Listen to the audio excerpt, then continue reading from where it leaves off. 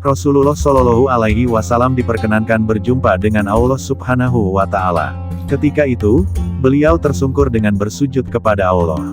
Saat itulah Allah Subhanahu wa Ta'ala berfirman kepada Nabi Muhammad Shallallahu Alaihi Wasallam, "Dan aku mengutusmu kepada seluruh manusia, sebagai pembawa kabar gembira dan sebagai pembawa peringatan. Dan aku telah lapangkan dadamu, dan aku telah hapuskan dosa-dosamu, dan aku telah mengangkat namamu, sehingga tidaklah namaku disebut melainkan engkau pun disebut bersamaku. Dan aku telah menjadikan umatmu, sebagai umat yang terbaik dari sekalian manusia, dan aku jadikan umatmu sebagai umat moderat.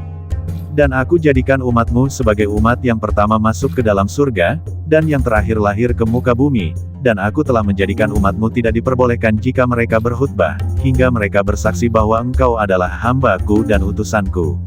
Aku telah menjadikan dari umatmu, sekelompok kaum yang hati mereka adalah tempat menampung kitab suci mereka. Dan aku telah menjadikan engkau sebagai nabi yang pertama diciptakan, dan terakhir diutus, serta yang pertama dibangkitkan untuk hari pengadilan. Dan aku berikan kepadamu surat Al-Fatihah, yang tidak pernah aku berikan kepada seorang nabi sebelummu. Dan aku berikan kepadamu penutup surat Al-Baqarah, yang merupakan harta karun di bawah arsy, yang tidak aku berikan kepada seorang nabi sebelummu. Dan aku berikan kepadamu Al-Kautsar. Dan aku berikan kepadamu 8 karunia: Islam, hijrah, jihad, sedekah, puasa Ramadan, amar ma'ruf, dan nahi munkar. Dan pada hari aku menciptakan langit dan bumi, aku wajibkan atasmu dan atas umatmu, 50 kali sholat, maka dirikanlah olehmu dan oleh umatmu." Dalam riwayat Abu Hurairah disebutkan bahwa Rasulullah Shallallahu Alaihi Wasallam bersabda, "Tuhanku telah memberi karunia kepadaku, yaitu Allah mengutusku sebagai rahmat bagi sekalian alam, dan kepada seluruh umat manusia sebagai pembawa kabar gembira dan pemberi peringatan, dan Allah tanamkan di dalam hati musuh-musuhku rasa takut dari jarak 1 bulan perjalanan. Dan Allah halalkan kepadaku harta rampasan perang, padahal tidak dihalalkan kepada seorang pun sebelumku, dan Allah jadikan bumi sebagai tempat sholat dan suci. Dan aku diberikan pembuka, penutup dan keluasan kalimat. Ditunjukkan kepadaku seluruh umatku di hadapanku, hingga jelaslah kepadaku antara pengikut dan pemimpin, hingga aku melihat mereka mendatangi suatu kaum yang beralas kaki dari bulu, dan aku melihat mereka mendatangi suatu kaum yang berwajah lebar, dan bermata sipit, seolah-olah mata mereka dijahit dengan jarum, hingga nampak jelas olehku, penderitaan yang umatku derita dari kaum tersebut. Dan aku diperintahkan dengan 50 kali sholat. Dalam riwayat lain, Rasulullah diberikan 3 anugerah. Dijadikan sebagai pemimpin para rasul, dijadikan sebagai pemimpin orang-orang yang bertakwa, dan akan memimpin umatnya, yang wajah dan lengan serta kaki mereka bercahaya terang benderang karena basuhan air wudhu. Dalam riwayat lain, dianugerahkan untuk Rasulullah sholat 5 waktu, dan akhir surat Al-Baqarah serta 5 ampunan Allah bagi umatnya yang tidak menyekutukan Allah, atas dosa-dosa besar mereka. Kemudian tersingkaplah dari Rasulullah Shallallahu Alaihi Wasallam awan indah yang menyelimuti dirinya. Jibril meraih tangan Rasulullah untuk menuntunnya kembali, maka mereka kembali dengan cepat. Di perjalanan pulang mereka melewati Nabi Ibrahim alaihissalam dan Nabi Ibrahim tidak berucap sesuatu apapun. Kemudian mereka melalui Nabi Musa. Maka Rasulullah Shallallahu Alaihi Wasallam pun berkata, "Sungguh Nabi Musa adalah sahabat terbaik untuk kalian."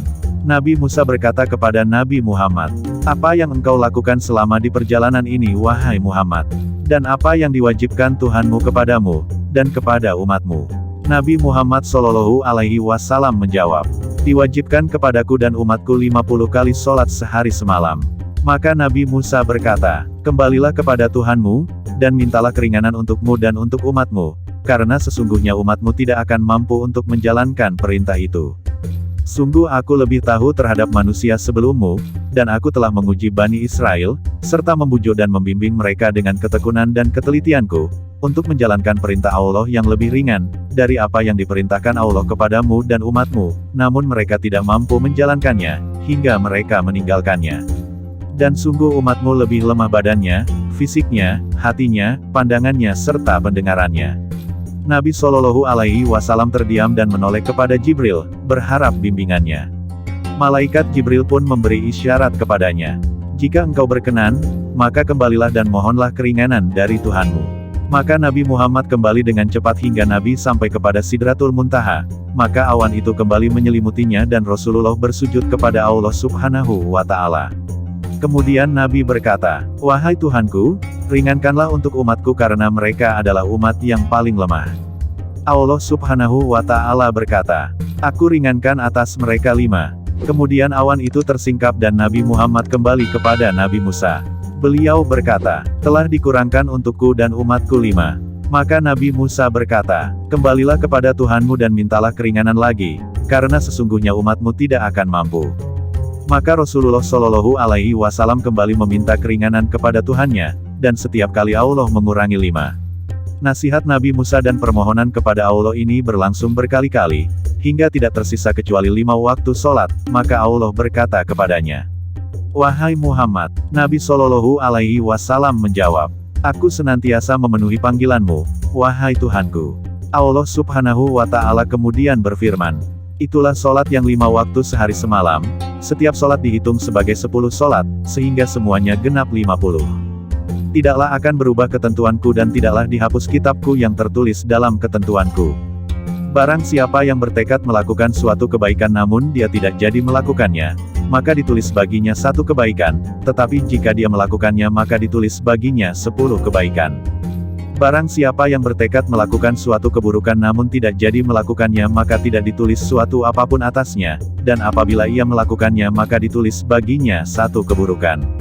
Nabi Muhammad Shallallahu Alaihi Wasallam mengabarkan kepada Nabi Musa tentang apa yang Allah tetapkan. Namun Nabi Musa bersikeras berkata, "Kembalilah kepada Tuhanmu dan mintalah keringanan lagi, karena sungguh umatmu tidak akan mampu." Nabi Muhammad berkata, "Wahai Musa, aku telah berkali-kali menghadap kepada Tuhanku hingga aku malu kepadanya, dan sungguh aku ridho dan puas menerima ketentuan Tuhanku." Maka terdengar seruan, "Sesungguhnya aku telah menetapkan ketentuanku dan aku telah meringankan atas hamba-hambaku." Maka Nabi Musa berkata, "Kalau begitu maka turunlah engkau kekasih Allah, dengan menyebut nama Tuhanmu."